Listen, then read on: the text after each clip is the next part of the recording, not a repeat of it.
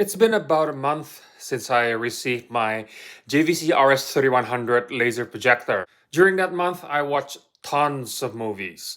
4K movies, Blu-ray, streaming from Netflix, Disney Plus, Apple TV Plus, lots of them. And what do I think after this month? Well, hang on.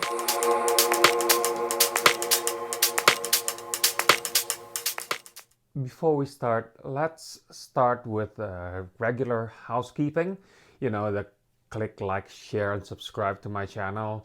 Put the comments down below for discussion and click the bell notification button so you will be notified the next time I have a video.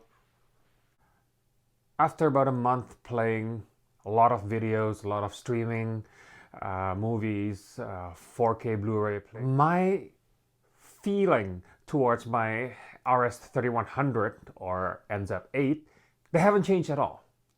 If you watch my previous video, you know that although I know when I purchased the 3100 it's going to be better than my NX7, I did not realize that the jump in quality is going to be that much higher. Right? It was such a pleasant surprise because I thought I have reached that point of diminishing return. Turns out, pleasantly surprised, it's not. The RS3100 is not only brighter, but it handles motion much better than even the NX9. There's no streaking, so the picture quality, the picture clarity is actually also better than the NX9. On top of that, it is 8K eShift-X. Yeah, it's fake 8K, but at least it has the full 8K number of pixel density. The projector is extremely quiet, even in my HDR mode. And at least the copy of the projector I received that I have in my hand is extremely sharp.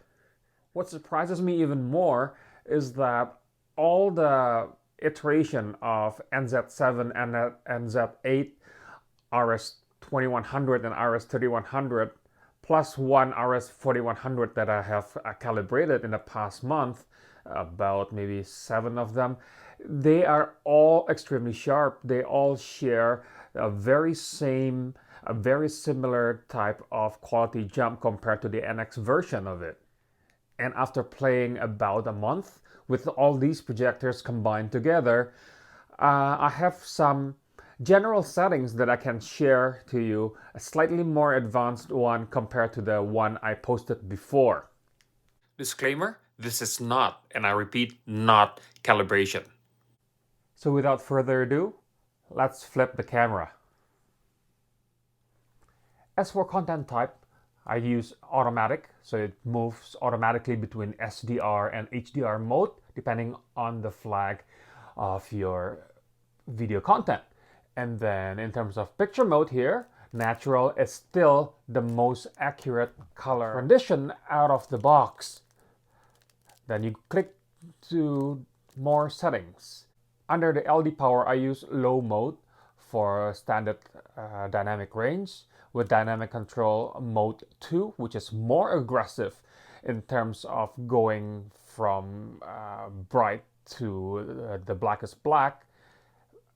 And I set the aperture to -5. Now this aperture size depends on your screen size, screen reflectivity, and how dark your room can be.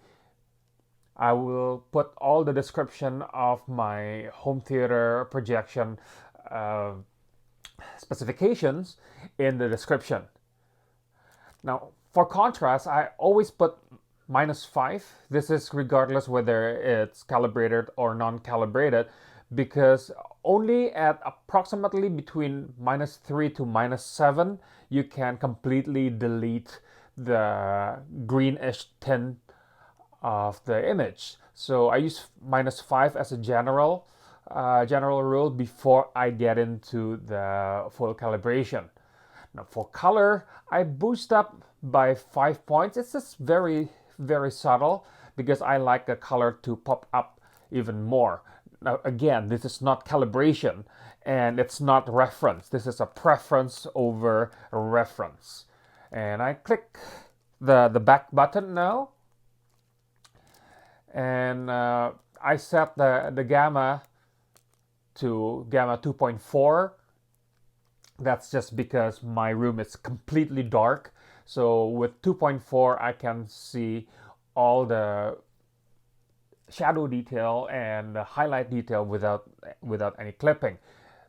Some people will prefer 2.2 because of the slightly brighter picture, but that's up to you. I personally use and choose 2.4. Color temperature, of course, 6500 Kelvin. That's a common thing that everybody already know. As far as MPC, I turn off 8K E-shift for 16:9 mode because it's a smaller screen for me.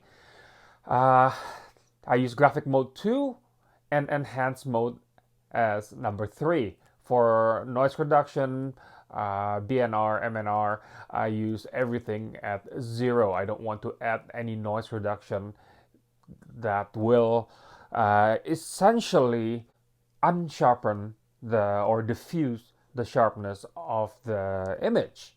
I mean, what's the point of having high resolution projector if you're gonna make it diffused and, well, look waxy? For motion control, I turn off clear motion drive. Clear motion drive is essentially a frame insertion. If you use clear motion drive, you will have a little bit of a soap opera effect. I'm so not into that. But for motion enhance, that's basically like a motion overdrive. I set it to low. With this projector, the NZ series and an RS2100, 3100, 4100, even if you put motion enhance to off, you don't lose much because the motion handling of the projector itself is already extremely good to begin with. Now for HDR. The content type, if you set it to auto, when you're watching HDR, it will say auto HDR. That's a given. So you want to set the content type to auto. Picture mode, frame adapt HDR. You pay for it, why don't you use it? So use frame adapt HDR. And under more settings here, I use laser diode power as medium. I turn off dynamic control completely and I open the aperture completely. This gives me the brightest setting for HDR, and I don't have to go to high laser diode power, so the projector remains very quiet. Again, the contrast I put it at -5 in general, just to get rid of as much as possible the green tinge in the video. Color, again, I put a little bit higher than it's supposed to be. I put 4 because I like the color to pop out a little bit. HDR processing, out of the box, it's under scene by scene. Don't know why, but the preferable use is to choose frame by frame. Theater optimizer, of course, you want to turn it on, and you want the HDR level. In my case, usually I just put number 1 because that is my preference. If you don't want to think about changing the overall brightness level pertaining to HDR level, you can just simply use auto. But auto, I find that certain scenes can be too dark and certain scenes can be too bright. So I don't use auto in all instances. MPC E-shift. Again, for the smaller screen, I turn off the 8-key E-shift X, and I turn on the 8K E-shift X when I'm at about 120-inch screen size or larger. For the graphic mode, I use high res 1, and enhance I put 5. Noise reduction, I put number 1. This may be a little bit of a controversial thing with some of the purists, but as much as I like film grain, I don't like exaggerated film grain. And there are a lot of digitally captured movies that use too much of a fake film grain, making the need of the noise reduction to be used a little bit here. And for motion control, again, I use the CMD to be turned off and motion enhance under low settings. So that's my favorite settings, general settings, not calibration, that I use for all my calibration and non-calibration projectors. Also, don't forget to use this remote control instead of the supplied one, because you know, the supplied one sucks. So if you find this video to be useful, click like, share, and subscribe to my channel. Put your comments down below so we can start a discussion, or if you have any other question, you can ask me there. Don't forget also to click the notification button so that next time I upload a new video, you will be notified. Thank you very much for watching, and goodbye.